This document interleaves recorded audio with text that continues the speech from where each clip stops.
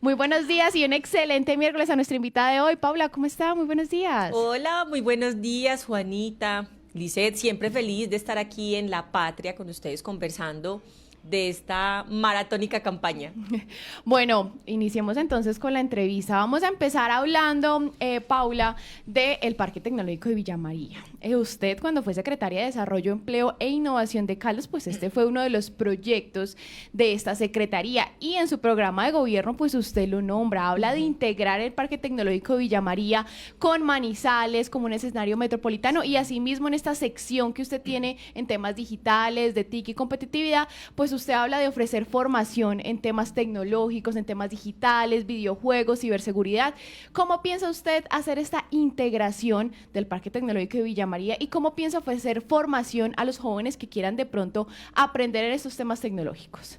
Juanita, definitivamente uno de los grandes temas que he venido promoviendo es la necesidad de que Manizales sea una mejor capital para el departamento. Y especialmente uno de los proyectos debería ser área metropolitana. El área metropolitana es un proyecto del que históricamente se viene hablando y tenemos que decirlo, que es un proyecto que no fue realidad para nuestra ciudad ni para los otros municipios, Neira, Villa María, Chinchiná, Palestina. No fue realidad por la falta de voluntad y los egos de las personas. Así que la propuesta que yo le hago a los manizaleños es que esa articulación con los municipios vecinos y cercanos suceda alrededor de proyectos reales. El Parque Tecnológico, compartirles algo sobre el Parque Tecnológico, Juanita, y es que cuando yo terminé, yo renuncié como secretaria de Desarrollo Económico, el 100% de la infraestructura quedó ejecutada, algo que por supuesto es un gran logro en medio de superar una pandemia y una inversión de más o menos unos 26.000 millones de pesos. Así que ejecutamos el proyecto, decirles que lo reformulamos, le conseguimos más recursos, fuimos por la aprobación de esos recursos, licitamos, adjudicamos y construimos. Además, en un trabajo conjunto también con la Secretaría de Infraestructura y de Planeación, que también hace parte de esa articulación. ¿Cómo sucede entonces esa articulación con el Parque Tecnológico? Esa articulación sucede a través de los aliados que podemos nosotros gestionar para formaciones como esta, un bootcamp. Formaciones entre 1 y 3 meses, muy relacionadas con el desarrollo de software. ¿Por qué? Porque es un sector en donde la necesidad de desarrolladores es alta. Casi que entre el 70 y el 95% de quien hace un bootcamp consigue empleo. Así que son ese tipo de formaciones en donde además conectamos a niños, a jóvenes, con oportunidades de aprendizajes nuevos, con oportunidades para los jóvenes en términos de conseguir y conectarse con ese mercado laboral y también con las oportunidades de conectarse con el ecosistema, porque el gran propósito del Parque Tecnológico es que esté la Cámara de Comercio, que estén los gremios, que estén las universidades. Y ese relacionamiento también esperamos nosotros que incentive el emprendimiento en el sector de tecnologías de información y comunicaciones en los jóvenes. Bueno, Paula, otra pregunta también muy importante y es que, bueno, es pasado fin de semana, o el de arriba, ya se me olvidó. Bueno, su campaña tuvo una adhesión del ex precandidato a la alcaldía, pues, Carlos Arias. Carlos Arias al principio era muy señalado por ser el candidato del alcalde. Usted recibe este apoyo, estos votos, y bueno, ya por redes empiezan a decir, Paula es la candidata oficial del actual alcalde Carlos Mario Marín. ¿Sí o no, Paula? ¿Es usted la candidata del alcalde a la alcaldía o sigue siendo usted la mujer independiente que viene pronunciando desde el comienzo de su campaña? Lisset, con toda claridad decirle a los manizaleños, no soy la candidata al alcalde y sigo siendo una candidata independiente y permítanme, les explico esto. Nuestro colectivo ciudadano, Una Ciudad para Todos, hizo una invitación a la unión, porque también miren, ese es el llamado que me hacen a mí todos los días, únanse, para poder tener fuerza, únanse los otros candidatos y hacer una competencia donde mostremos esa voluntad de unión. Yo hice una invitación hace más o menos 15 días y llegaron a esa invitación Germán Vallejo, del Pacto Histórico, llegó Francisco González, de Dignidad y Compromiso, y llegó Carlos Arias. En esa primer conversación hablamos de la ciudad, dijimos en común, San José, es decir, abrimos esa conversación. Y con la única persona que la conversación continuó fue con Carlos Arias. Yo misma. La primera pregunta, Lisette, que le hice a Carlos Arias fue: Carlos, ¿esta conversación es con usted o con un delegado del alcalde? Y su respuesta, lo sentí yo, es la verdad. Lo miré a los ojos y esa era la verdad.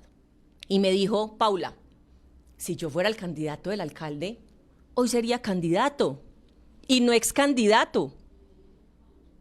Porque es muy enérgico, Carlos, en decir: son las maquinarias las que tumbaron sus firmas.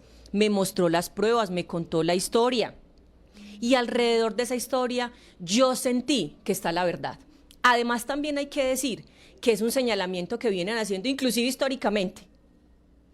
Y aquí estoy de nuevo para decirles, no solamente que no soy la candidata, sino que la llegada de Carlos Arias, y lo digo con mucha fuerza porque eso da la independencia, es haber quebrado otra estructura política. Quebramos una estructura de gente que estaba al lado de un partido, como es el Partido Verde, y que está decepcionada, que no quiere estar más ahí. Y esa también es la invitación que yo hice, al que esté aburrido en ese partido político y en cualquier partido político. Aquí estamos para sumar. Así que la llegada de Carlos Arias a nosotros nos da una gran alegría, esa aceptación de alguien que con voluntad viene y suma. Y también decirles frente al tema del alcalde, que a mí me gustaría mucho, Lisette, que otros candidatos respondieran la misma pregunta. Porque les voy a decir, aquí he estado yo siempre para mantenerme firme en que he defendido y he honrado las firmas que me permitieron a mí el 27 de julio ser candidata independiente. Pero hay otros que se han ido, y hay otros que lo siguen buscando, y hay otros que siguen buscando el acuerdo, desesperados, mientras nosotros seguimos sumando.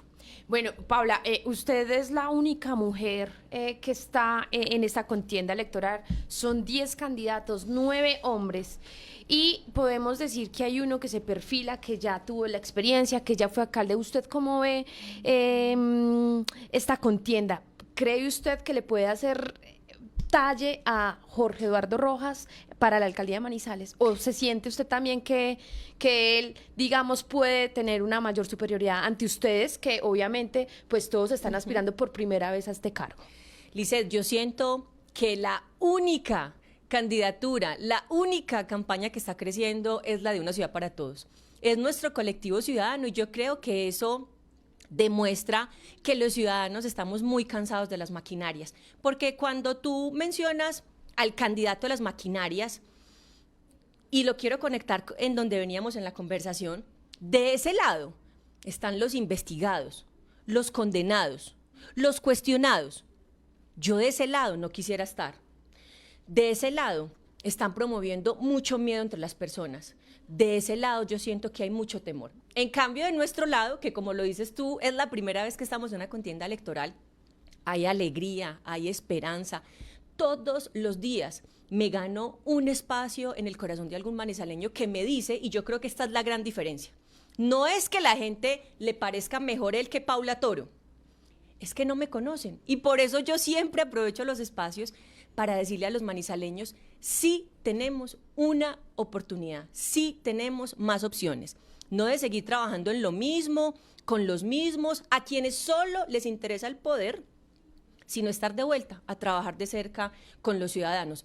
Estamos convencidos de que sí tenemos la oportunidad de ganar las elecciones el 29 de octubre. Y estamos tan convencidos que mientras de un lado ya se sentaron a ganar, nosotros todos los días, y lo estábamos hablando ahora, Lisette, entre 4, 5, 6 horas, estamos en la calle, porque es ahí donde uno gana los corazones, gana diciéndole a la gente lo que es posible hacer, lo que no, y cómo lo podemos hacer, que yo también creo que hay una gran diferencia. Sí, Paula, hablemos acerca del programa de gobierno, de propuestas, hablemos de propuestas. Sí. Usted tiene una sección muy extensa hablando del tema de empleo, habla de formalización, habla de teletrabajo enfocado de mujeres y jóvenes, pero bueno, hablemos acerca del tema de la formalización. ¿Qué propone usted en tema de los vendedores informales y también un problema que está muy presente y se conecta también con el tema del turismo, que es el centro histórico? Sí. Muchos vendedores informales. ¿Qué haría usted la 23?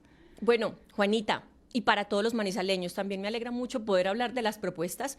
Nuestro programa de gobierno tiene 221 propuestas y tenemos 3 grandes pilares: educación y cultura, productividad e innovación, y el tercer gran componente que lo hemos llamado gobernar con equidad. Es tan importante para nosotros la participación ciudadana, el trabajo articulado con los ciudadanos, que en ese pilar de gobernar con equidad tenemos 97 propuestas.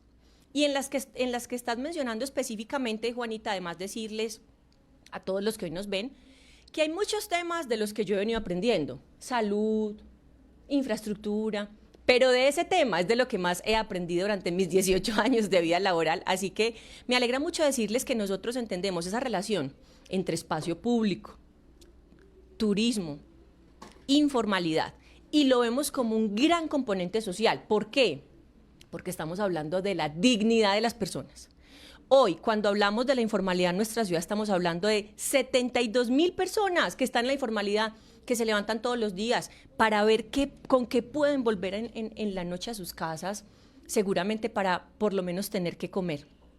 Así que nuestra propuesta tiene 3 partes. Primero, hay que articular las diferentes secretarías de la alcaldía. La Secretaría de TIC y Competitividad, la Secretaría y también todo el tema relacionado con obras públicas, con espacio público, obviamente eso alrededor de la Secretaría de Movilidad, la Secretaría de Salud y las secretarías que tienen algo que aportarle como educación al tema. ¿Y desde dónde lo hacemos? Primero, la gente que está en la calle está ahí porque tal vez no ha encontrado una oportunidad formal. ¿Cómo conectamos a la gente con mejores oportunidades en el mercado laboral? ¿Cómo? Conectándola con las bolsas de empleo. Pero eso no solamente es, no sé, saliendo en Facebook a decir que hay 1,000 vacantes. No, eso es de persona en persona, entendiendo quiénes están ahí, porque además no están totalmente caracterizados.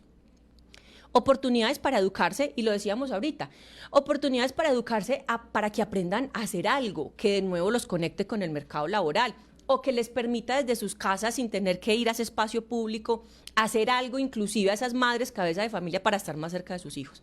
Y lo tercero en la formalidad tiene que ver con que la formalidad no puede ser una obligación. Cuando la gente piensa en formalidad, piensa en los impuestos, piensa en la DIAN, y necesitamos mostrarles que en la formalidad hay oportunidades, por ejemplo, de bancarizarse, por ejemplo, de acceder a salud y pensión, por ejemplo, de que ese negocio que tienen ahí informal se vuelva una empresa que inclusive puede ser generadora de empleo. Y lo más importante, Juanita, Lisset, es que cuando uno es formal, el gran incentivo es que puede acceder a recursos de cofinanciación, becas, asistencias técnicas, tecnología, a una cantidad de recursos que el Estado tiene para incentivar la formalidad. Así que educación, formalidad, y que en esa formalidad también decirles, hemos visto ejemplos reales, lo vimos en Medellín, donde aquí está el formal y al frente en la calle está el informal. Un trabajo conjunto entre ellos dos para que quien es formal le pueda ayudar a ese informal a constituirse, y si lo que vende es correas, pues el formal le compra las correas, y tal vez el taller lo podemos poner en el barrio donde está esa persona. Hay muchas buenas maneras de incentivar la formalidad y de vuelta, dignidad, salud, pensión y mejores oportunidades para los manizaleños. Paula, pero entonces ahí hablando del centro histórico, ¿a favor o en contra de volver peatonal la 23? ¿Usted qué opina?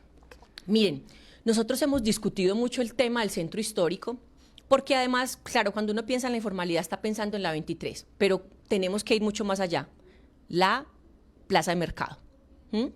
Y además ese gran centro histórico, que es un centro histórico que además tiene un reconocimiento importante que nosotros no podemos perder como centro histórico. Y cuando nosotros hablamos de la 23, ¿de qué estamos hablando? ¿Por qué no pensarnos ese gran centro comercial al aire abierto y que esa calle principal esté a disposición no solamente de las ventas y del comercio, sino de los peatones? Porque es una calle que además nos parece chévere caminar, cómoda, así que nosotros sí creemos que podría ser un espacio en donde generemos mejores condiciones en la infraestructura existente, en la infraestructura de los espacios que tenemos en aluminio, los espacios, las bodeguitas hoy, los espacios que hoy tenemos. ¿Cómo les parece a ustedes que hay 57 sin usar? ¿Cómo es posible que tengamos espacios cerrados y a la gente en la calle recogiendo todos los días las medias, las blusas, todo lo que hay alrededor? Así que sí, nosotros sí contemplamos que esa puede ser una posibilidad, pero además alrededor del centro histórico hay una cantidad de cosas, y lo discutíamos en un foro recientemente, el mejoramiento y el cuidado del patrimonio, y para eso sí vemos nosotros que una gran oportunidad es la Secretaría de Cultura, que además tiene toda una unidad de patrimonio, cuidado del patrimonio, además con incentivos fiscales que pueden apoyar para el mejoramiento de algo tan simple como las fachadas, el aseo y la iluminación del centro histórico, porque miren esto, la percepción de seguridad también es que está oscuro, que está feo.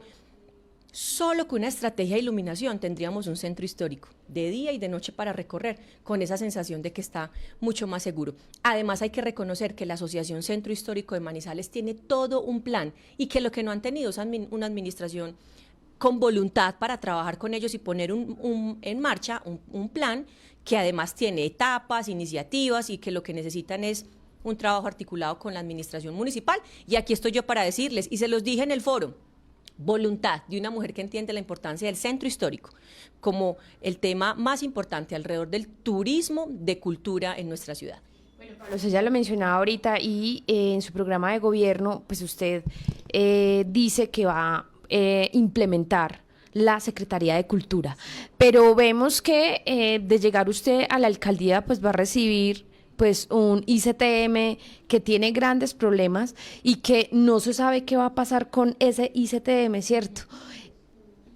Obviamente va a operar esta Secretaría de Cultura, pero ¿qué entra a hacer entonces en su administración de llegar a ser alcaldesa el ICTM? Porque recordemos que ahora tienen una deuda muy grande que viene desde pasadas administraciones con, sobre todo, pues con artistas locales y con grandes gestores de la ciudad, como es el Gritarrod, como es Batuta, como es la Sinfónica, como es el Festival Internacional de Teatro. ¿Qué va a hacer usted para sanear esa gran deuda que se tiene con los artistas? Lice, también decir ahí que ese profundo dolor, y yo digo, imperdonable que le hagamos eso a nuestros artistas locales, que no solamente son mal pagos, sino que muchas veces tienen que esperar el pago eternamente porque nunca llegó. Y ellos me lo han contado, ellos me lo han dicho. Y yo creo que lo primero es también estar de vuelta a reconocer la importancia que tienen nuestros artistas. Y nosotros lo hemos pensado precisamente, y esa es la gran oportunidad con la Secretaría de Cultura, en donde primero hablemos de nuevo de civismo. Qué bueno que en nuestra ciudad hablemos de civismo y de cultura ciudadana. Hablemos de patrimonio y también hablemos de esa parte más artística. En nuestro programa de gobierno entendimos que la cultura es mucho más que un gran evento en la ciudad y que el arte y la cultura son derechos fundamentales. Cuando uno entiende que eso es superior, pues deja de pensar en que la cultura es un evento que hacemos en enero. No puede ser eso. Nuestra gran propuesta es, y esto lo hemos dicho además porque si esto pasa, y así va a ser, haríamos muchísimas más cosas sin ni siquiera traer muchos más recursos, que es mi propuesta. Cero tolerancia a la corrupción. Lo que hoy pasa es falta de capacidad de planeación, ejecución y control, falta de capacidad de ejecución de proyectos tan importantes que lo que hacen es que dejan esperando a nuestros artistas locales porque primero son los nacionales o los internacionales.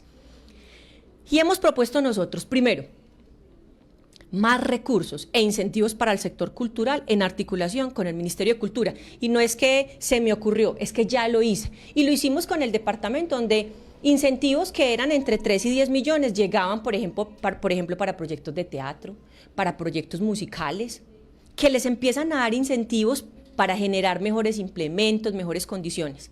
Segundo, total transparencia en la asignación de los incentivos. Miren, yo he escuchado cosas como que allá hay una persona y dependiendo del amigo, pues él decide en la lista quién le asigna los incentivos o los proyectos. Eso no lo vamos a permitir. ¿Y eso qué necesitan el Instituto de Cultura y Turismo? Y yo lo he dicho. La verdad es que hay que trabajar con gente que esté en línea con nosotros. Y eso va a significar traer gente que sepa el sector cultural y que sepa el sector cultural desde el sector público, que eso también es muy importante porque el sector público es diferente. Y eso es lo que hace diferente también la aspiración de Paula Toro a la alcaldía, y es que sé cómo funciona el Estado, las alcaldías, las gobernaciones. Así que con el Instituto de Cultura y Turismo también que hemos pensado separar, y por un lado que entendamos que la cultura necesita trabajarse desde los niños, desde las niñas, en un gran circuito cultural, Lizeth, Juanita, que quiero que los manizaleños soñemos alrededor del Fundadores, de la Juan 23, de Isabel la Católica, donde tengamos mejores oportunidades para nuestros niños, niñas y jóvenes alrededor de la cultura y el arte. Y el Instituto de Cultura y Turismo, vamos nosotros a llegar a revisar el estado actual. seguramente con un equipo totalmente nuevo que nos dé la garantía de que habrá cero tolerancia a la corrupción, y llevaremos nosotros como primera gran medida y para devolver y buscar esa confianza del sector artístico en nuestra ciudad, pagar todas las deudas. ¿Eso qué va a significar? Que nosotros tengamos un mejor uso del presupuesto que hoy se tiene. Lizeth, yo sé que lo estabas diciendo cuando dices es que vamos a encontrar una alcaldía muy endeudada, pero yo también les voy a contar algo. No siempre falta plata, falta capacidad de ejecución. ¿Cómo les parece a ustedes que en la alcaldía este año van a dejar de ejecutar 200.000 millones? Falta plata, no, faltan capacidades. Y con eso podríamos seguramente pagar todas las deudas que además son deudas con nuestros artistas locales. Y vamos a dedicar el Instituto de Cultura y Turismo solo a algunos grandes eventos con mejor planificación, porque cuando uno planifica, por ejemplo, es capaz de ir por los recursos que tienen entidades como Fontur, para traer los recursos a proyectos como la feria, para poder apalancarlos con recursos del gobierno nacional, donde por cada peso que pone la alcaldía encontramos un peso a nivel nacional. De otro lado, para proyectos culturales, porque además son proyectos culturales. Hemos identificado, sin exagerarles, más de 260 festivales, donde tienen que ir a rogar que les, por favor, les den 10 millones de pesos. No, aquí estamos nosotros para decirles, apoyaremos todos los proyectos culturales con la capacidad de gestión de ir al gobierno nacional o a la cooperación internacional. Y permítanme, digo esto, porque yo siento que cuando los candidatos hablan de la cooperación internacional, se imaginan como la plata cayendo del cielo. No, de eso hay que saber, y hay que saber a dónde ir a buscar los recursos, con quién, cómo formular el proyecto y traerlos para todos los proyectos culturales que hemos identificado a nivel local y también a nivel internacional, esas fuentes a las que les interesa el arte y la cultura.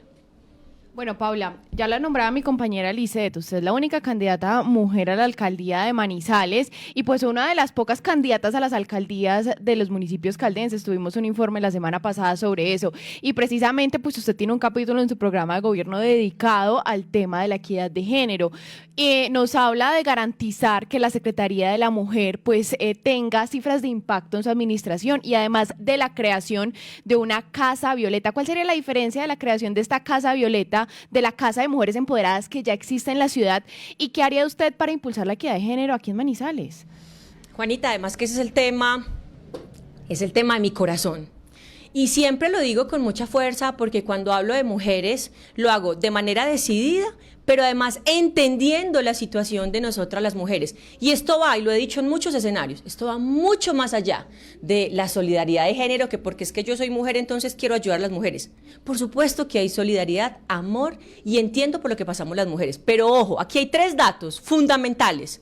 Las mujeres trabajan 7 horas más que los hombres en algo que se llama trabajo no remunerado, trabajo en casa, limpieza, cuidado de los niños, cuidado de adultos mayores, cuidado de personas que están enfermas o cuidado de personas en alguna condición de discapacidad. Nadie paga ese tiempo.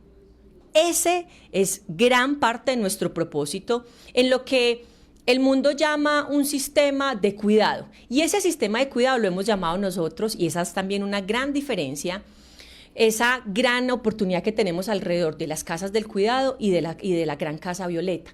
Y es que el enfoque está no solamente en empoderar a la mujer para que emprenda. No, es que a las mujeres no solamente nos faltan oportunidades para emprender, nos faltan mejores oportunidades, por ejemplo, para compartir ese trabajo en casa que es tan desgastante. Y nos hemos pensado esas casas de bienestar por comuna, donde, por ejemplo, imagínense ustedes esto, podamos recoger en la casa de las madres cabeza de familia o de las mujeres cuidadoras o de las madres sustitutas, la ropa para lavar. Es que uno cree que porque en su casa hay lavadora, en las casas hay lavadoras. No, no hay lavadoras.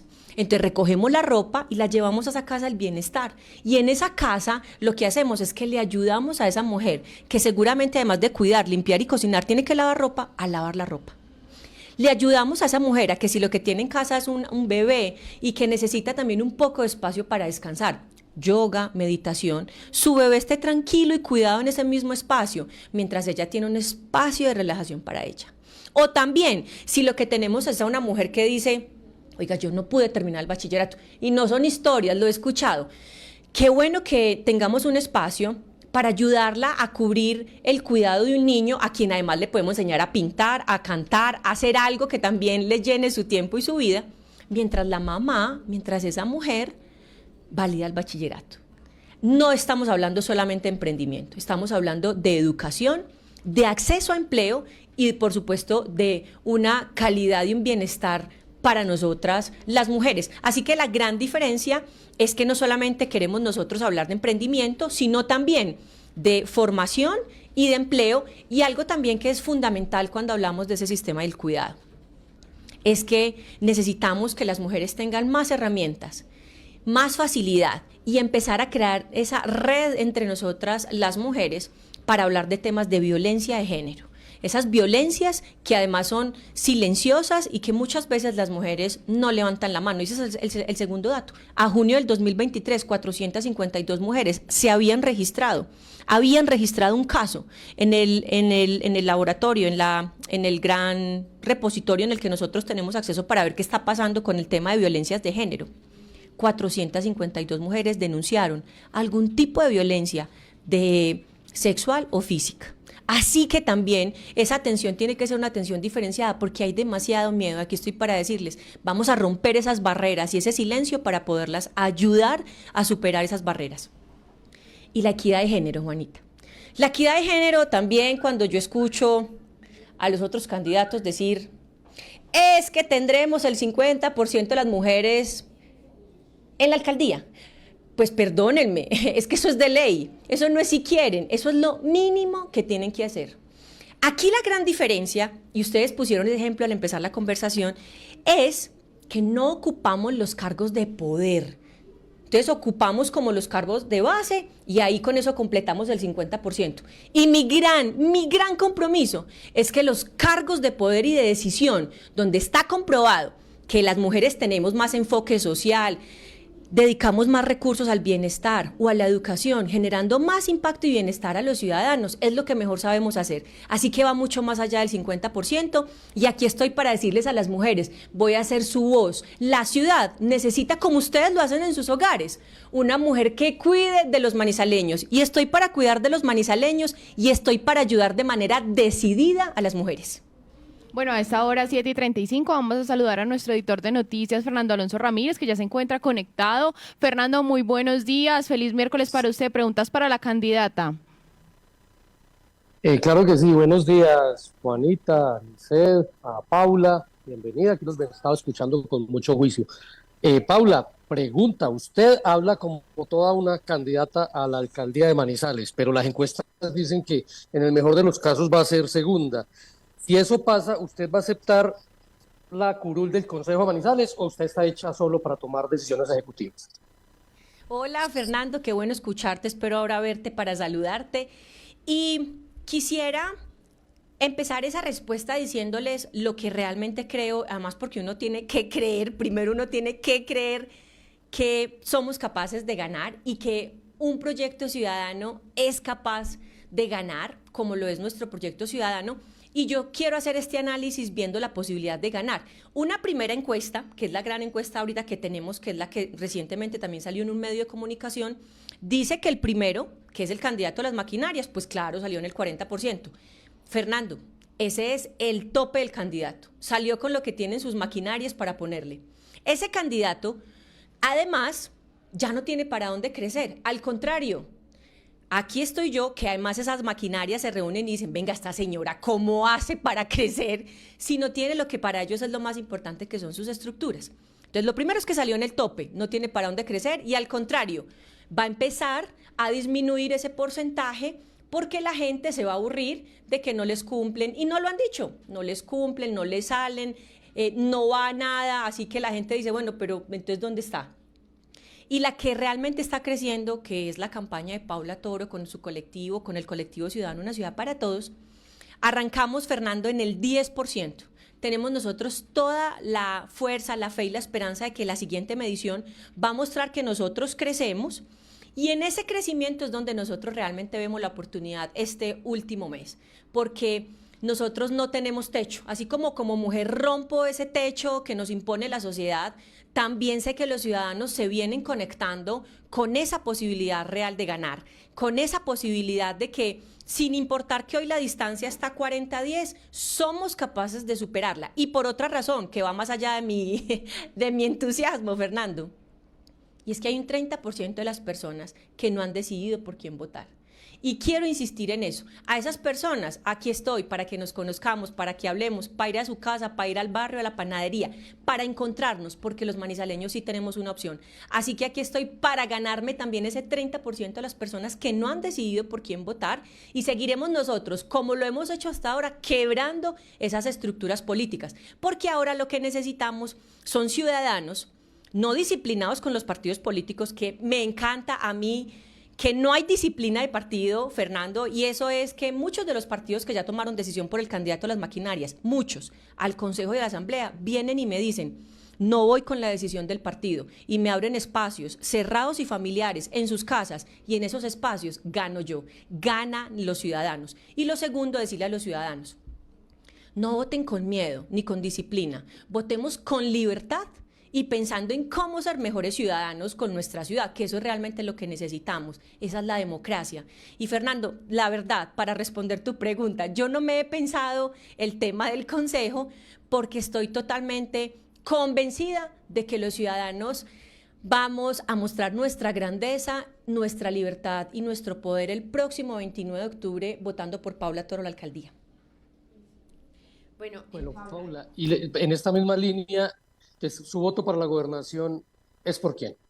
Bueno, les quiero hablar entonces también de ese tema, Fernando, que por supuesto está sobre la mesa, y de nuevo también decirle a los manizaleños: la política tradicional dice que el candidato a la alcaldía tiene que apoyar a un candidato a la gobernación, y nosotros estamos concentrados como colectivo ciudadano en Manizales.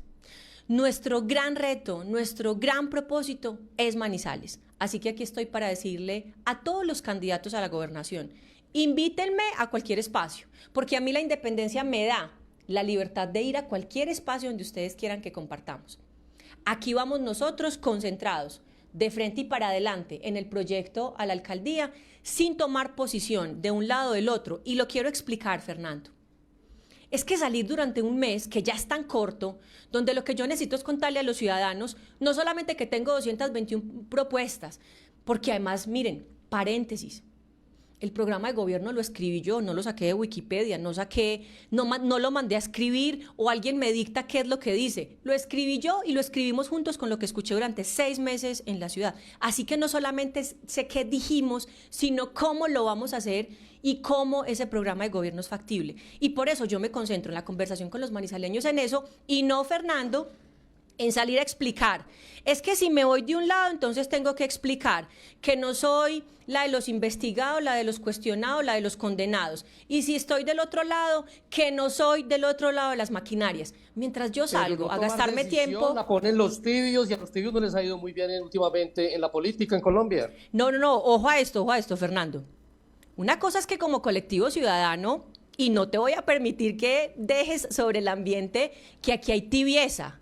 Aquí hay decisión de ir por la alcaldía, y con quien gane la gobernación trabajaré. Otra cosa muy distinta es yo como ciudadana, y como ciudadana de mi ciudad Manizales, por quién voy a votar. El voto a la gobernación lo decido yo. La decisión de nuestro colectivo es ir para adelante y ganando la alcaldía, porque es que nuestro propósito es la alcaldía. Con quien gane la gobernación trabajaré. Bueno, voy con otro tema importante de ciudad, Paula, y es que la prevención al suicidio. Nuestra ciudad pues tiene unos altos, unas cifras pues que son preocupantes, que si se compara con otras ciudades quizás no estamos entre las peores, pero el solo hecho de que tengamos 10, 20 o más, pues eso nos preocupa y nos llama la atención. ¿Qué vas a hacer ahí? Sobre todo también, pues, para trabajar la salud mental, que es un tema que es tabú, no está bien desarrollado, no hay una política de salud mental en la ciudad para, pues, poder ayudar a rebajar esos índices de intentos de suicidio y de suicidio en nuestra ciudad. ¿Qué tiene pensado su plan de gobierno para poder implementar una política de salud mental en nuestra ciudad?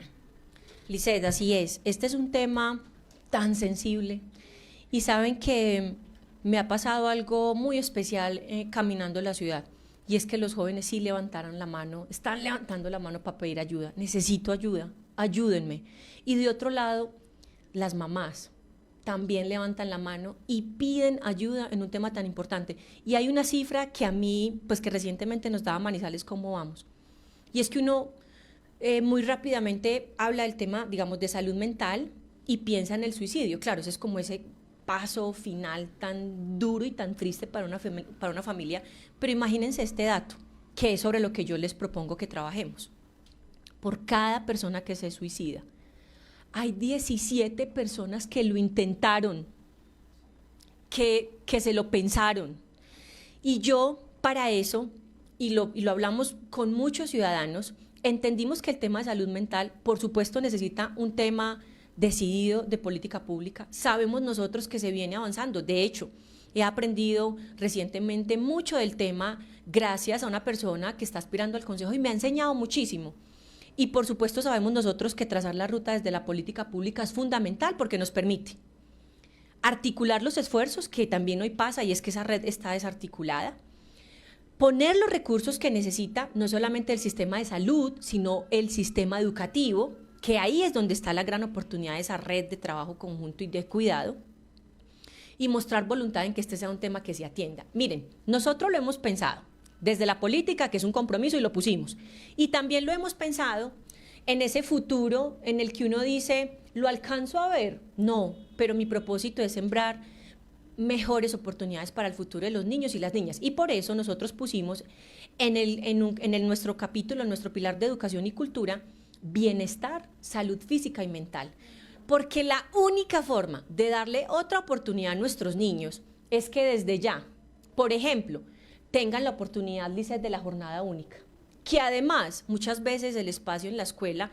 digamos que sea de 8 a 4 de la tarde esa jornada única, los alimentos que reciben en la escuela son los únicos del día. Tenemos ocupados a nuestros niños y mejor alimentados. Y en contrajornada, y eso es lo que estamos proponiendo, 3 cosas. Bilingüismo. Ocupar el tiempo de nuestros niños, por ejemplo, con otras 3 horas estudiando inglés. Mi gran sueño, y se lo he dicho a la institucionalidad, es que la siguiente generación de niños y niñas y jóvenes en el sector público sea bilingüe. Yo no alcanzo a ver, no, pero haré todo porque los siguientes 4 años ese gran proyecto sea una realidad. Lo segundo, cultura y deporte. Y eso necesita de una articulación entre varios sectores, entre cultura y deporte. Por ejemplo, los espacios para deporte como las canchas o los parques están muy abandonados. Ahí lo pusimos y vamos a estar de vuelta. Para algo tan simple, puedo usar la palabra que usan los ciudadanos, hagamos convite y vamos juntos, pero venga, alcaldía, ponga. Aquí está una mujer para decirles que con toda la voluntad esa infraestructura para entretenimiento y deporte va a estar. Y en esa infraestructura, ¿qué vamos a hacer? Si el niño quiere jugar fútbol, voleibol, baloncesto, si lo que quiere es aprender a tocar guitarra, otro instrumento, pues entonces démosle la oportunidad para que los niños hagan lo que quieren hacer y los conectemos con esas mejores, como con esos mejores imaginarios de futuro. Yo sí creo firmemente que la cultura, el deporte y la educación son la única forma de generar en nuestros niños, en nuestros hoy niños, más herramientas para que en el futuro, mamás, esos niños defiendan sus vidas, tengan un propósito, encuentren ese sueño al que se van acercando desde que están como más jóvenes. Y por supuesto ese trabajo decidido con el sistema de salud y esa creación y ese trabajo en red entre la familia, el sistema de salud y el sistema educativo. Paula, ¿quién es ese aspirante o hombre o mujer, no sé, que esté postulándose al consejo de nuestra ciudad, que le está, o que tiene entre sus propuestas, pues trabajar también sobre salud mental en nuestra ciudad? Pues les quiero contar de ese y de otro que también conecta con este tema, que es, por ejemplo, el proyecto Bosque Popular. Y que es la mejor forma en la que yo explico cómo mi llamado a la unión supera el tema partidista. Supera el tema partidista porque nos encontramos en propósitos y en causas. Conocí a Rubén Obando, que está aspirando al consejo. Todo lo que he aprendido, lo he aprendido de él. Porque de manera decidida, a través de una fundación que es Like por la Vida, pues ha estudiado y viene apoyando la formulación de la política pública. Hoy Rubén Obando es un candidato del Partido Verde con quien esa causa me une. Y yo sé que cuando Rubén gane esa curul en el Consejo, vamos a poder trabajar juntos por la salud mental en la ciudad, con alguien que sabe muchísimo de un tema del que yo vengo aprendiendo. Y otro lado, miren, también acabo de encontrar a un gran aliado de un partido que se llama ADA, y me dijo, la he escuchado y usted hizo un llamado a la unión, aquí estoy para decirle, quiero que trabajemos por el bosque popular. Y cuando yo pensaba el bosque popular, lo pensaba como ese gran espacio que ya es, pero que necesita mucha intervención, un poquito más de cariñito y amor, para que tengamos esos mejores espacios para deporte, para cultura. Y él me decía, y tenemos muchas más oportunidades. A Henry y a mí nos une una causa, que es el bosque popular, y que son los adultos mayores. Así que con todas las personas que han venido aceptando nuestra invitación a la unión, hemos encontrado nosotros esa posibilidad de superar los partidos, los colores y las ideologías para unirnos en proyectos. Así que también desde aquí un agradecimiento a Rubén por todo lo que me ha enseñado en salud mental. Bueno, habla Paula ahorita un tema importante, son adultos mayores y yo le sumo los jóvenes. ¿Qué se va a trabajar allí? Porque, digamos, cuando uno es estudiante, pues uno siempre espera que tenga como algo preferencial, sí, ¿cierto? Sí, algo que me permita, por ejemplo, que el transporte pues no me cueste lo que me cuesta, ¿cierto? Sino que yo pueda pues sacar provecho de mi juventud y en el caso de los adultos mayores, pues sacar provecho de su vejez. De la experiencia, claro. Porque también uno ve, por ejemplo, en los algunos conductores de transporte público que son muy acelerados y no tienen en cuenta pues que son personas que caminan mucho más despacio, que se les dificulta la altura para bajarse del bus. ¿Qué se va a hacer con estas dos poblaciones? Y no sé si ha tenido dentro del programa pues alguna estrategia para tener esas tarifas preferenciales tanto para estudiantes como pues para adultos mayores. Sí, y ahí hablarles de ese tercer pilar que nosotros hemos llamado gobernar con equidad. Y ahí, Lisset, lo que hicimos fue pues algo que he hecho históricamente y que he aprendido cuando he formulado políticas públicas, y es la importancia que tiene algo que se llama enfoque diferencial. Eso es que desde el sector público necesitamos entender que la atención a un joven en zona rural, si tiene discapacidad, es una forma especial, o a un adulto mayor que vive en una casa y que tiene escaleras, es una forma especial. El enfoque diferencial es entender que nosotros, dependiendo de la edad, de donde vivamos, de la ubicación geográfica, del género, pues necesitamos una atención diferencial. Así que nuestro programa de gobierno para nuestros adultos mayores tiene ese tratamiento diferencial y especial. Y aquí quiero mencionar algo que para mí siempre ha sido muy importante y es la única forma en la que yo entiendo las posibilidades de que un plan de desarrollo se haga realidad, y es de vuelta y de nuevo ese trabajo articulado. Miren, durante estos meses yo conocí una mesa de trabajo que ya tiene años trabajando en todo el sistema también de cuidado de los adultos mayores, y es un proyecto muy lindo que se llama Ciudades Amigables con el Adulto Mayor. Miren, ese proyecto tiene trazado lo que la ciudad debería ser los siguientes años, y yo solo les voy a mencionar 3 cosas para poderlos conectar exactamente con lo que haríamos. Lo primero es que hay adultos y adultos mayores que hoy podrían ser mentores de los jóvenes emprendedores. Esa posibilidad de que nuestros adultos mayores, con su sabiduría y con su experiencia, le devuelvan ese conocimiento, un buen consejo a alguien que está empezando, los conecta con esa vida, los hace sentir útiles y felices. El segundo gran proyecto que nosotros ahí tenemos, que este es un proyecto con la red de emprendimiento, y es aprovechemos ese conocimiento y la experiencia de los adultos y adultos mayores. Y lo otro, el segundo gran proyecto que tenemos, se llama en Ciudades Amigables, un gran laboratorio de innovación en longevidad. Eso se llama Silver Economy, así lo llama el mundo. Ese proyecto, miren, ya tiene un apoyo importante del BID. ¿Qué no tienen? Pues apoyo para que suceda. Entonces, ¿por qué lo puse en el programa de gobierno? Para decirle a la institucionalidad que aquí estoy para trabajar de la mano con ellos en un proyecto que ellos ya vienen durante años trabajando y que le va a permitir a Manizales entender y dimensionar y tener proyectos reales para la atención. Además, a una población que este año son más o menos 94.000 adultos mayores y que el próximo serán 100.000. Sí necesitamos una atención diferenciada. Y para ir a conectar además a los adultos mayores con el último componente que les quiero mencionar, que es mejores espacios de esparcimiento, cultura y deporte. Y eso significa un amoblamiento especial de bienes públicos especiales, por ejemplo, en los parques. ¿Eso qué necesita? De nuevo, una inversión importante en términos de esa infraestructura. Y finalmente también decirles, Nuestros adultos mayores necesitan inclusive espacios como los que hoy tenemos, que son los centros día, pero pues no 7 meses. ¿Qué necesitamos? Estrategias como por ejemplo una vigencia futura, para ir por recursos garantizando que estos espacios donde ellos pueden hacer aeróbicos, cantar, jugar bingo, mantener su mente activa, funcionen los 365 días del año, porque ellos necesitan atención especial diferenciada, cuidado, que se sientan protegidos todo el año, no parte del año. Pero hablando de eso, hay una estampilla para el adulto mayor. Sí. ¿Esta estampilla para qué sirve? Porque los recursos, pues, o sea, los recursos se tienen, pero eso, usted lo decía ahorita, los centros día pues no operan, los 365 días del año.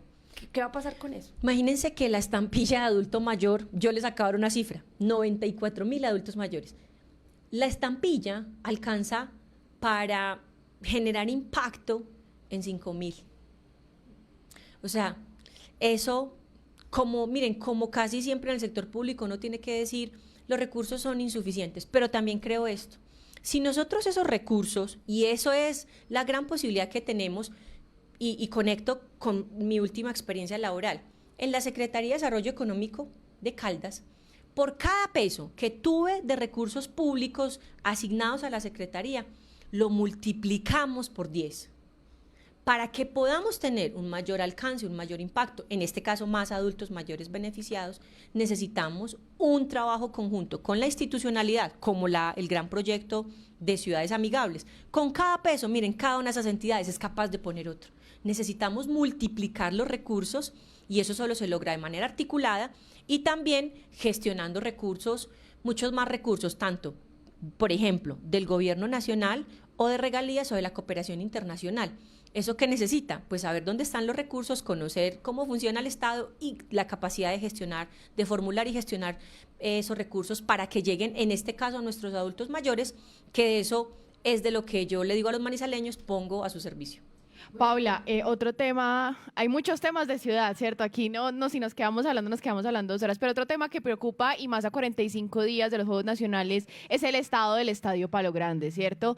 El Estadio Palo Grande pues denota una falta de cuidado, una falta de mantenimiento y nos preocupa porque hace pocas semanas se hizo la prórroga de este comodato entre el Club Once Caldas y el Estadio Palo Grande. El estadio le falta mantenimiento en sus sillas, las sillas eran blancas y ahora están casi negras, la cancha pues en un estado deplorable, los tableros digitales no funcionan desde el 2019, el techo es de asbesto y es un material que ya no se puede utilizar en Colombia. Bueno, son muchos los problemas del Estadio Palo Grande que ni siquiera está calificado para participar en competencias internacionales. Usted, dentro de su programa de gobierno, habla del Estadio Palo Grande. ¿Qué haría? ¿Usted renovaría este comodato con el Club Once Caldas o administraría de parte de la administración municipal el Estadio Palo Grande para garantizar el mantenimiento?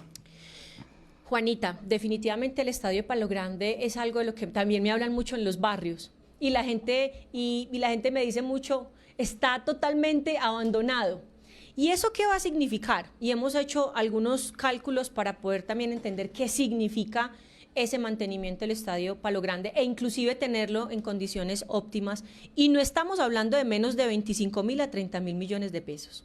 Es un proyecto que necesita, de nuevo, de voluntad y capacidad de gestión.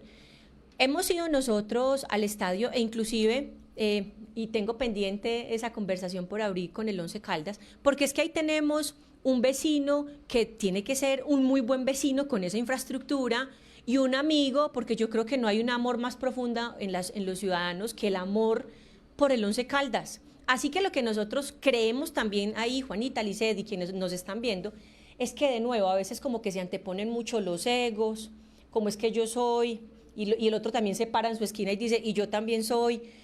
Y aquí lo que falta muchas veces es bajarle un poquito al ego, sentarnos en la mesa, y yo sí creo que ese trabajo articulado con el Once Caldas es fundamental. Y es fundamental porque quien más se beneficia, por supuesto, es el Once Caldas, pero a quien más le interesa que el estadio esté en las mejores condiciones, pues es a la administración municipal.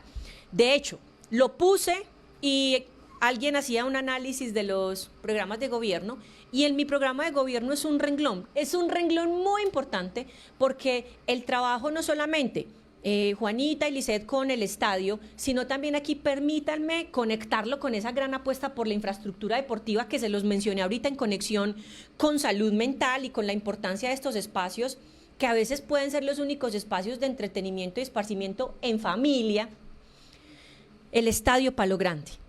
Y también hay otro gran proyecto, y también lo pusimos con todo el compromiso y la capacidad técnica para ir a buscar esos recursos, que es el Estadio de Fútbol Aficionado. Y también lo pusimos nosotros, y es la recuperación de las infraestructuras deportivas en los barrios que se sienten abandonadas, en un trabajo que podríamos hacer de manera conjunta, alcaldía y comunidad. Y también, miren esto, recientemente estaba en la Cuchilla del Salá, y ¿saben qué me decían los habitantes? Me decían, camine, y me llevaban, camine, le mostramos que sí tenemos donde construir la cancha. No solamente el mejoramiento y volver a cuidar las infraestructuras, tan importantes como el Palo Grande, que aquí estoy para decirles, lo haremos, porque sabemos cómo hacerlo y cómo ir por recursos al Ministerio del Deporte, que además se están quedando en el Ministerio. ¿Por qué? Porque llegan proyectos mal formulados, como lo que también le está pasando a nuestra ciudad. Entonces, ahí decirles, vamos a ir por esos recursos.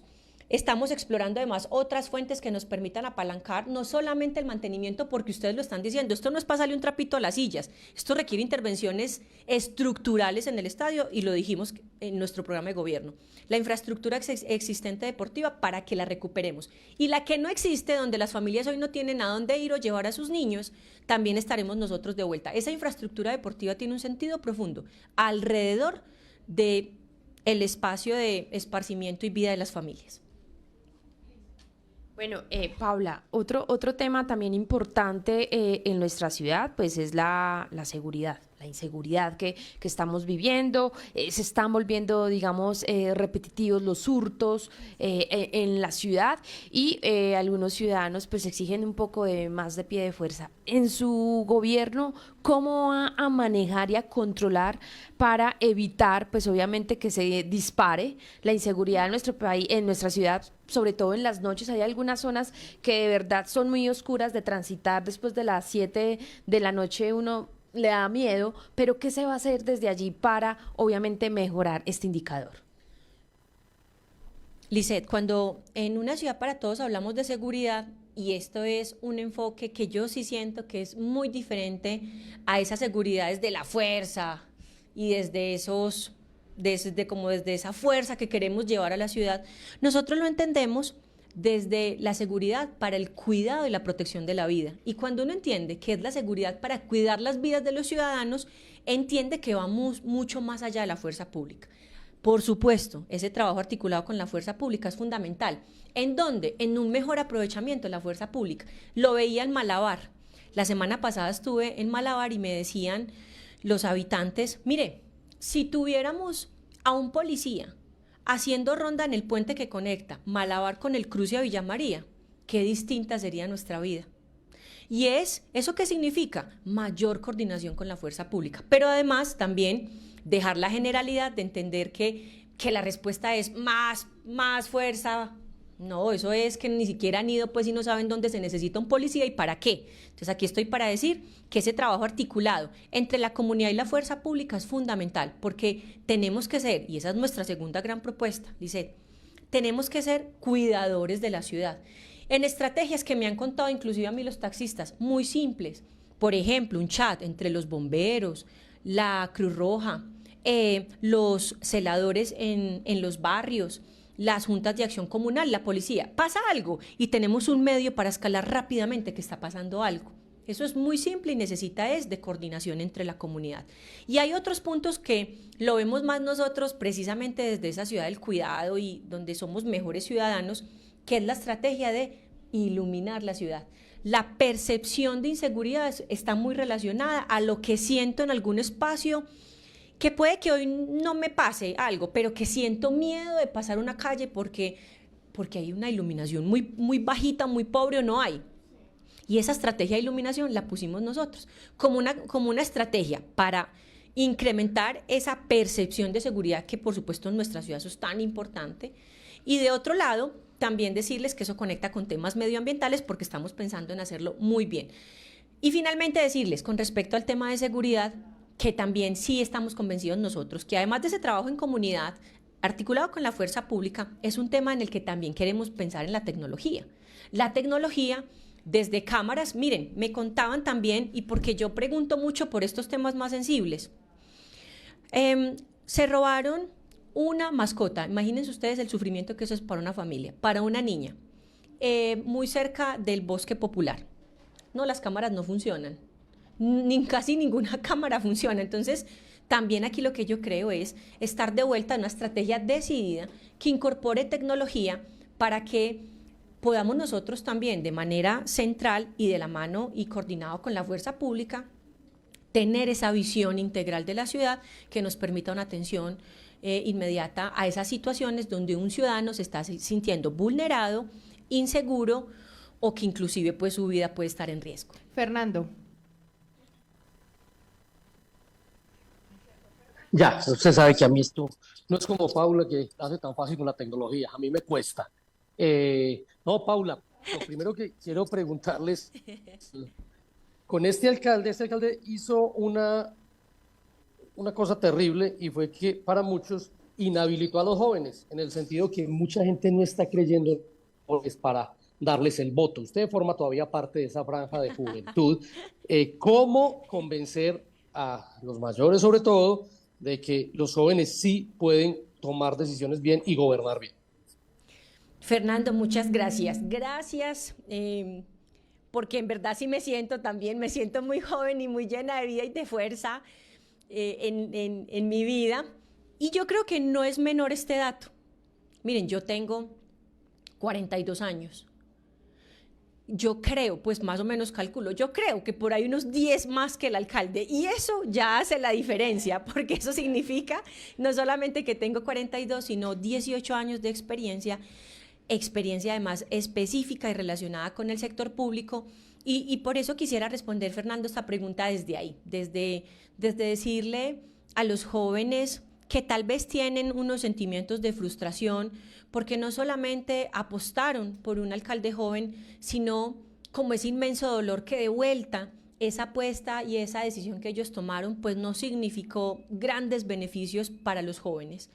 Y también eso lo vivimos todos los manizaleños, los caldenses y los colombianos con el estallido social de los jóvenes que tuvimos recientemente. Así que aquí estoy para decirle a los jóvenes que en mi último trabajo como secretaria de Desarrollo Económico de Caldas, trabajé con jóvenes de 27 municipios, haciendo algo que para los jóvenes, Fernando, es muy importante, y es sentirse escuchados.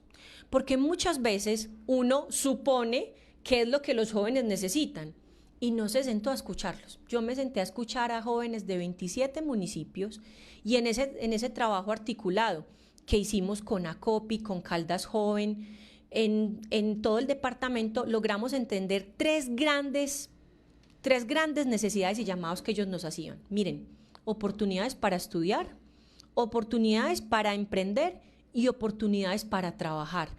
Y aquí me pareció algo a mí muy bonito, porque además eso aplica también para nuestra ciudad, y es que los jóvenes se quieren quedar donde viven. Y qué bueno que también nosotros le generemos esas oportunidades a nuestros jóvenes para que se queden donde viven. ¿Qué estoy aquí para decirles a los jóvenes, por ejemplo, del campo en Manizales? Que entiendo lo que me han dicho cuando me dicen, no puedo llegar a la universidad porque tengo que quedarme en casa ayudando a las labores de la finca. Y tienen que ayudar a trabajar y a generar los ingresos de la familia. Aquí estoy para decirles, sabemos dónde están las fuentes, para ayudar con enfoque a esos jóvenes en la zona rural a que puedan llegar a la educación superior, garantizándoles no solamente el acceso, sino la alimentación. Y ahorita no hablamos mucho de eso, así que voy a usar este espacio, Lisset, para decirles la alimentación, las tarifas diferenciadas en el transporte, el incentivo a través de un proyecto como lo es, solo lo voy a mencionar para conectar con el beneficio para los jóvenes, como lo es el sistema integrado de transporte, que nos va a permitir a nosotros ese incentivo a la movilidad en bicicletas, al uso alternativo de medios, inclusive a mejores andenes para que podamos caminar la ciudad, a conectar las universidades. Así que la atención y esa escucha me permitieron y nos permitieron a nosotros como colectivo ciudadano estar de vuelta para plasmar en un programa de gobierno y decirles, no solamente los escuchamos, también pusimos esa atención diferenciada y ese es el enfoque diferencial en términos de alimentación, recreación, deporte, cultura, y eso significa todo ese pilar fundamental, Fernando, que nosotros llamamos educación y cultura para la vida. ¿Y eso qué necesita? Entonces, además de decirles a los jóvenes que los escuché, lo segundo que les quiero compartir es, ahí quedaron plasmadas esas ideas, porque aquí también pueden venir a decirles que van a hacer de todo, lo que no quedó en el programa de gobierno, eso no va a pasar. Y también decirles que en ese proceso de escucharlos, aquí lo que necesitamos es un trabajo articulado con el sector privado. Yo invito a los jóvenes a que crean que sí es posible que volvamos a tomar una buena decisión con algo que es radicalmente distinto a la última decisión que tomaron. Y es que le dieron la oportunidad a un joven con muchas buenas intenciones, pero el sector público no vive, Juanita y Lisset, de buenas intenciones. El sector público necesita capacidad para hacer.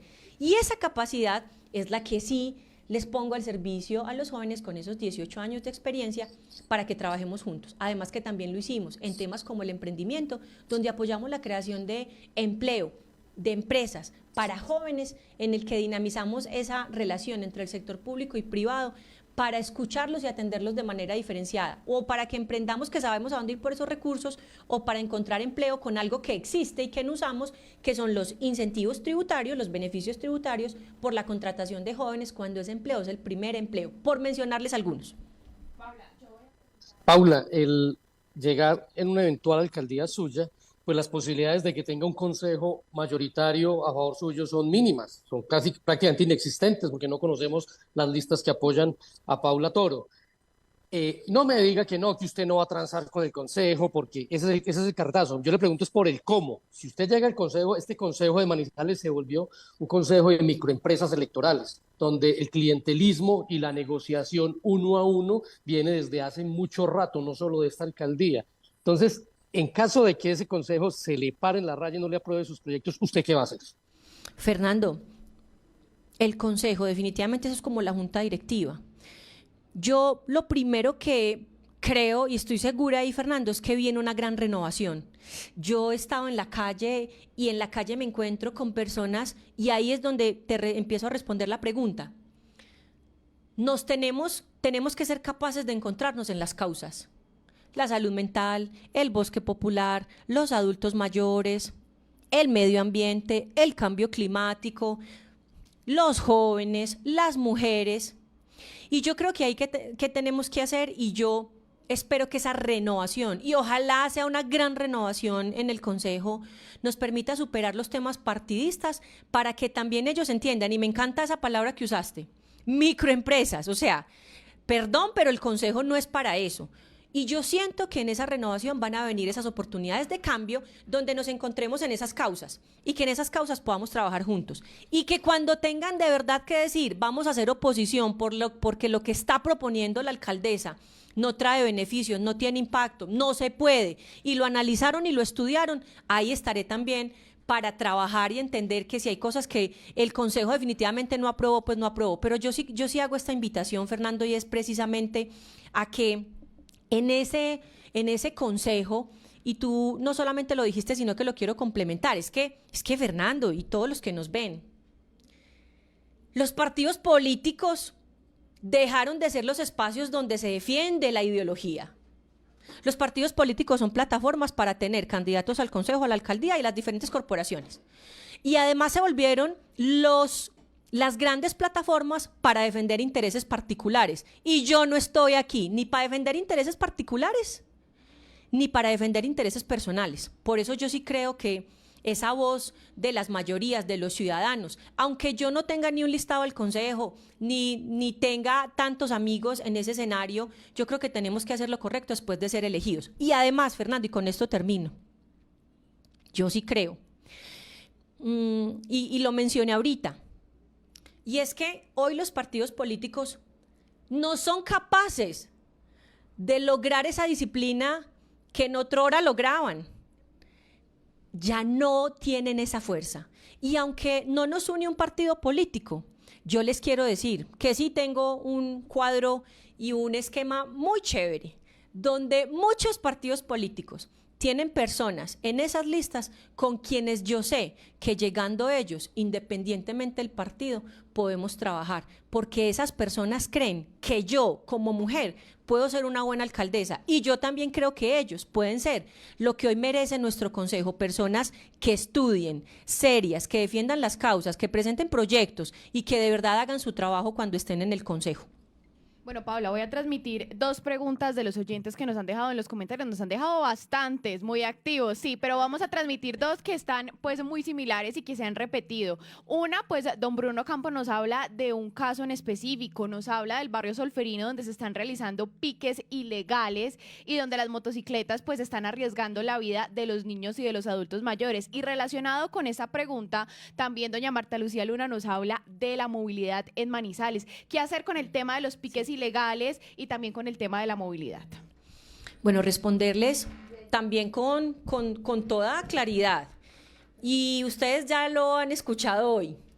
Cifras, datos, hechos, propuestas, programas reales que nosotros podemos implementar en beneficio de los ciudadanos, en bienestar de sus familias, y que la calidad de vida de la que nos sentimos tan orgullosos vuelva a nuestras vidas. Pero también les voy a decir, amor y control. El control es innegociable.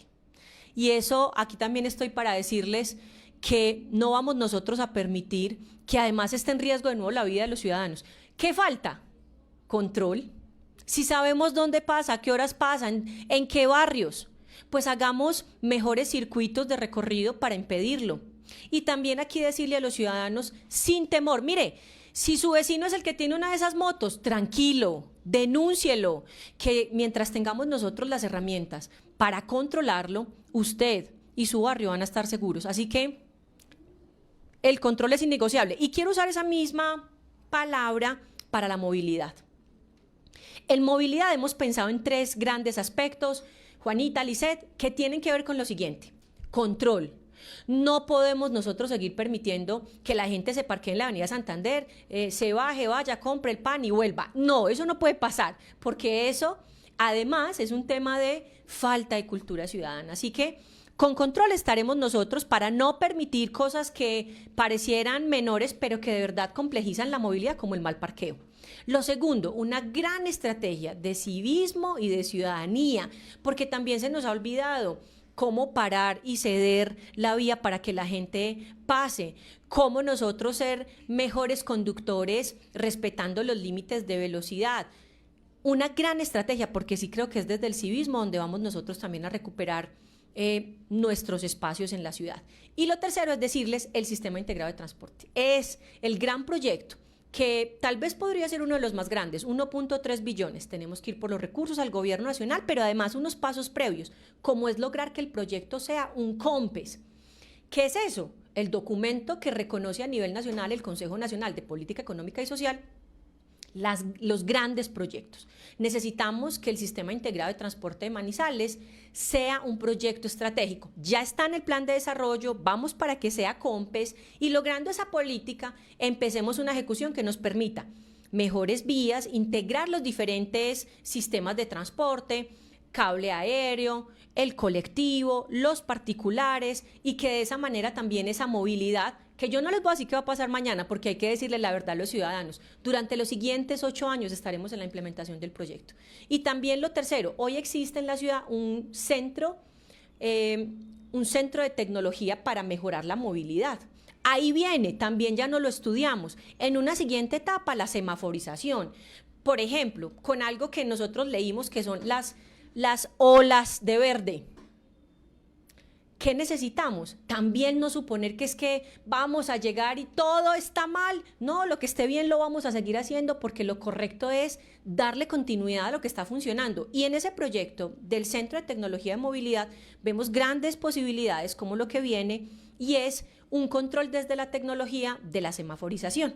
Y finalmente decirles también dónde está fallando el tema de movilidad, en el espacio público. Así que de nuevo esa ya la respondí, pero devolverle la dignidad a las personas y entonces sí hablemos de la recuperación del espacio público, que es una ruta más amorosa, más social y pensando en los ciudadanos. Fernando. Gracias.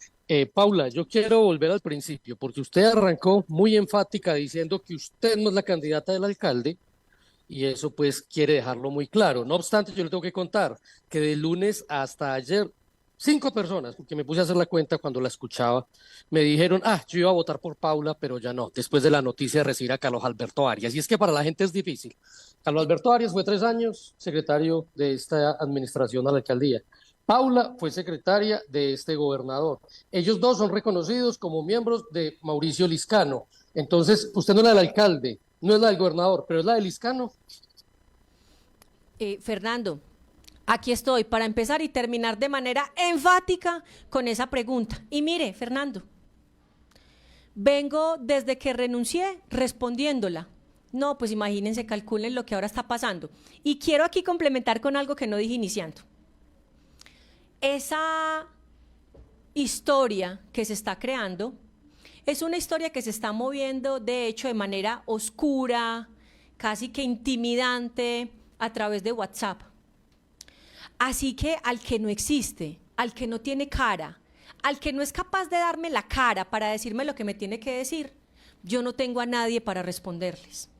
Y les quiero decir, lo que yo he construido no es lo que yo les digo que voy a hacer en el futuro, es lo que ya he sido, y he sido firme y contundente. Yo quiero que alguien venga y me diga, ¿dónde está la plata del alcalde o de cualquier maquinaria política?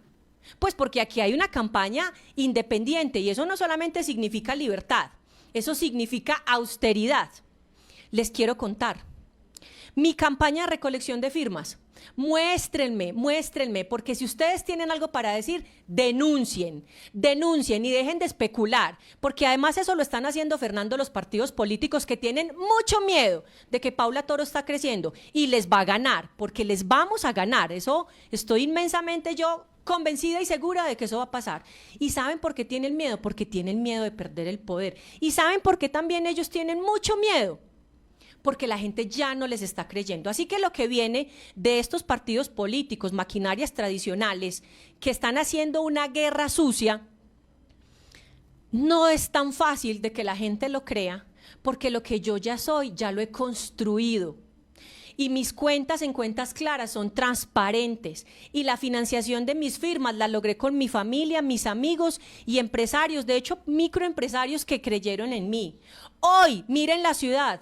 Miren la ciudad, tengo una valla y aquí estoy para decirles, la debo, me la fiaron. Si hay algún empresario que me quiera apoyar, aquí estoy. Yo creo que esta es la forma tradicional en la que hacen política los políticos más tradicionales. Mentirosos, hipócritas y acomodados, que van cambiando de partido político en partido político y que hace 4 años eran amigos y resulta que ahora son enemigos. Siguen siendo socios, solo que hoy no están de acuerdo seguramente en un par de cosas. Yo no estoy aquí para responderles ni a esos acomodados, hipócritas, mentirosos. Yo estoy aquí para conectarme con los ciudadanos y estoy aquí para defender mi independencia, una independencia que ya logré inscribiéndome con 128.631 firmas el 27 de julio del año 2023. Y tanto puedo yo tener libertad que hice un llamado a la unión, desprendiéndome de cualquier interés partidista, ideológico o politiquero. Y a quienes han llegado les hemos puesto condiciones sobre cómo nosotros queremos y proponemos gobernar. Así que yo siento mucho, Fernando, que hayan 5 personas que lleguen a decirte que querían votar por mí y que ahora no. Y las invito, como estoy haciendo en todos los espacios donde esta es la misma pregunta, donde voy y les cuento cómo sigo siendo yo una candidata independiente y no solamente defendiéndola, sino que ya fui. Pero no le voy a jugar el juego a esa política sucia y tradicional, donde allá se creen los dueños de la moral. Perdónenme, pero yo sí creo que la foto que deberían pensar, si es la foto que queremos tener para la ciudad, es alguien que va a quedar sin ninguna posibilidad de gobernar, porque ya negoció absolutamente todo, y eso también vienen y me lo cuentan. Así que aquí estoy yo para seguir creciendo y hablando con los manizaleños, a quienes logro conectar desde el corazón con las ideas que podemos trabajar juntos por la ciudad. Bueno, tenemos espacio para una última, Sí, Juanita. sí, Fernando, bien pueda. Bueno, Paula, hace poco, justamente en las redes, hubo ahí un rifirrafe de algunas personas con su jefe de campaña y demás, que es Nicolás Llano, porque señalaban que varios de las personas que son contratistas del Parque Tecnológico, Nicolás incluido, están en su campaña. ¿Eso qué tanto asidero tiene y cómo se sacude usted un poco de esa afirmación? Bueno, Fernando, la respuesta tiene varias partes y es muy clara. Recuerden ustedes que precisamente yo fui secretaria durante casi 3 años. Y yo quiero, y tú lo pusiste con nombre propio, yo quiero mencionar acá a Nicolás. Nicolás, mientras yo fui secretaria, fue uno de mis asesores más senior, o sea, uno de mis asesores con más experiencia. Y le quiero compartir a la gente. Resulta que también Nicolás, y de hecho otras personas del equipo, trabajaron desde mucho antes que yo volviera a la ciudad en el proyecto del Parque Tecnológico. Acompañaron la formulación del proyecto del Parque Tecnológico. Pero además, ojo, Nicolás Llano no estaba ahí porque era mi amigo. Es porque el señor tiene, de hecho, yo creo que unos casi 7, 8 años más de experiencia que yo. Y yo siempre se los he dicho, y es que yo me rodeo de las mejores personas. Y aquí no hay nadie, no puede haber ningún manizaleño, ni ningún caldense que pueda cuestionar esa idoneidad, capacidad técnica y experiencia de Nicolás, que además me acompañó durante casi 3 años en la secretaría. Ahora bien, ¿cómo les parece a ustedes que cuando yo salgo de la secretaría, hay algunas personas que trabajaban conmigo que me dijeron, mire, yo me quiero ir y apoyarla en el proyecto. Entre ellas, la diseñadora, que además es parte de mi grupo promotor, mi jefe de prensa, que también dijo, renuncio y me voy a trabajar con usted. Y resulta que el Parque Tecnológico seguía en marcha. Oiga, y hay gente tan descarada que se sentó en la asamblea 4 años yo no sé, a trabajar, no sé desde dónde y para qué, porque además yo sí creo que han salido a atacar con mentiras, que además no tienen nada para decir, porque cuando yo salí la infraestructura del Parque Tecnológico quedó al 100%. Pero resulta que el proyecto del Parque Tecnológico, Fernando, que es el que estás mencionando, continuaba. Esa continuación se dio de la mano de una entidad muy seria en nuestra ciudad, que además tenía ese gran objetivo de cerrar el proyecto. ¿Qué hizo la gobernación de Caldas? Pues llamar a la gente que sabía de ese proyecto. Y salen a decir que un proyecto de 400 millones dividido en 10 son 40 millones. Y que entonces con esos 40 millones Nicolás ya no me estaba pagando la campaña. Hombre, descarados. Porque además quienes están diciendo esto y sus amigos, cuando yo era secretaria me hicieron propuestas. Y aquí estuve yo para decirles no, porque mi gran objetivo era que los proyectos sucedieran. Así que lo que esta gente, Fernando, está diciendo de mí, dice de ellos y de las prácticas que implementan, porque esos son corruptos. Así que, ¿cómo les parece, para volver al parque, que llamaron a Nicolás? Oiga, y salen con un escándalo que 400, yo no sé, dividido 10 da 40 y que con 40 millones estaban financiando mi campaña. Muéstrenlos, denuncien, mentirosos, miedosos de que hay una mujer que está haciendo campaña y política bien hecha y de frente. Y entonces llamaron a Nicolás. ¿Qué quería Nicolás? Apoyar el cierre del proyecto. Yo no sé pues cuánto se ganaba Nicolás, 3, 4 millones, yo no sé cuánto era su proyecto, menos las deducciones. Él era una persona que estaba ayudando a cerrar el proyecto del Parque Tecnológico. Pero no cuestionen la idoneidad de entidades serias de esta ciudad que han venido construyendo con buenos resultados, como el Parque Tecnológico, sus entidades y sus equipos. Y frente a este escándalo, Nicolás, ¿qué dijo? Oiga, esto sí es una porquería, o sea, esto es lo peor. Yo mejor me hago a un lado y renuncio. Y también les quiero decir esto. Nicolás también renunció cuando dijimos la mejor persona, y se lo dije yo con todo mi corazón, porque además es un amigo de toda mi vida. Necesito que me acompañes, eres del sector privado, lo conoces bien, necesito conectarme con alguien que le ponga también más disciplina y control a la campaña. Renunció al proyecto antes de ser gerente. Así que aquí estoy, mírenme, de frente y para adelante, y sigan hablando, que a mí no me importa cuántas veces tenga que salir a explicarles las mentiras que ustedes quieren construir para destruir a alguien que hace 1000 veces mejor las cosas que ustedes y que los tiene ahí sin saber para dónde ir. Yo les voy a decir de qué estoy hecha. Estoy hecha de los ciudadanos, y un proyecto ciudadano no se destruye por patéticas historias donde a ustedes se siguen entre ustedes dos y nadie más los lee, así que de mí tampoco esperen respuesta. Bueno, le agradecemos a la candidata a la alcaldía de Manizales, Paula Toro. Bueno, tuvimos la conversación bastante extensa. Paula, muchas gracias por acompañarnos. Ay, Juanita, Lisset, yo siempre feliz. Me gustan mucho estos espacios donde ya podemos tener más que 2 minutos, porque uno en 2 minutos no alcanza a explicar mucho. Y decirles, además de ese programa de gobierno que lo hicimos con mucho amor, con mucha seriedad, con mucha capacidad técnica, que aquí estaremos nosotros de vuelta. Y para que ese programa de gobierno del que hemos hablado de jóvenes, mujeres, adultos mayores y todo lo que hablamos hoy suceda, solo nos falta una cosa, manizaleños: ganar.